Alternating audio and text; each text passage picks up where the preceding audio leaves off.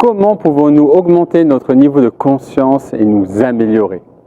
Bonjour, je m'appelle Yannick Gauthier, je suis le co-créateur de l'Institut Gauthier et formateur en PNL, la fameuse programmation neuro-linguistique. La conscience est une notion complexe qui peut sembler abstraite, mais elle est en fait très pratique dans notre vie quotidienne. Nous devions être conscients de tout en permanence, nous serons submergés par une quantité incroyable d'informations et de stimuli. C'est pourquoi notre conscience est plutôt comparable à une lampe de poche qui éclaire certains endroits et pas d'autres en fonction de ce qui est important pour nous et à un moment donné. Par exemple, lorsque nous parlons en public, il est intéressant d'être conscient du public, de la façon dont notre voix les affecte et du rythme de notre discours.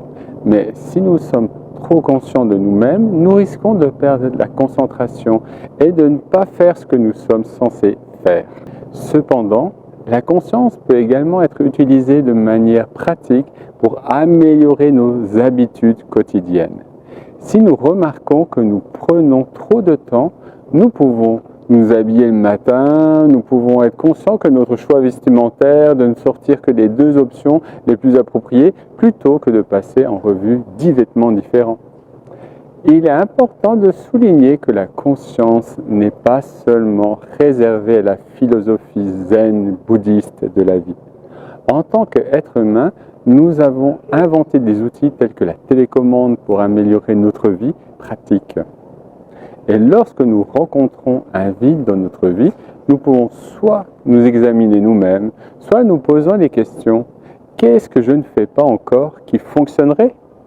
Parfois, pour développer notre conscience, il peut être utile de nous projeter dans le futur et de nous voir de l'extérieur.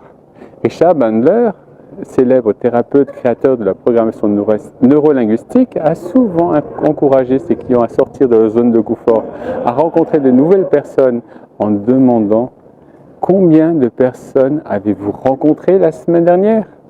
Si la réponse est « aucune », il encourage à demander « Combien de personnes que vous ne connaissez pas avez-vous abordé et dit bonjour ?» Souvent, la réponse est encore « aucune ». Et les clients évoquent alors leur timidité, leur manque de confiance en eux. Richard Bandler rappelle alors qu'il ne peut pas être une conjonction qui signifie peu et pas et encourage à changer le ressenti pour pouvoir agir. En fin de compte, nous cherchons à nous améliorer nos habitudes quotidiennes et à nous débarrasser de nos peurs et nos limites. La conscience est une lampe pratique qui peut nous guider dans nos actions.